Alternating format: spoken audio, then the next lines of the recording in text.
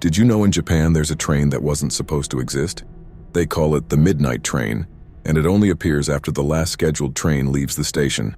If you're alone on the platform around 2:45 a.m., you might hear it. A single train car with no lights, no announcements, just doors that open by themselves. Some say it's for people who missed their last train home. But once you step inside, there's no reflection in the windows, no driver, no passengers. And the city outside? It's gone.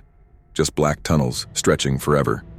One man claimed he woke up 3 days later in an abandoned station that isn't on any map, with a single ticket in his hand stamped Zhongdian, meaning final stop.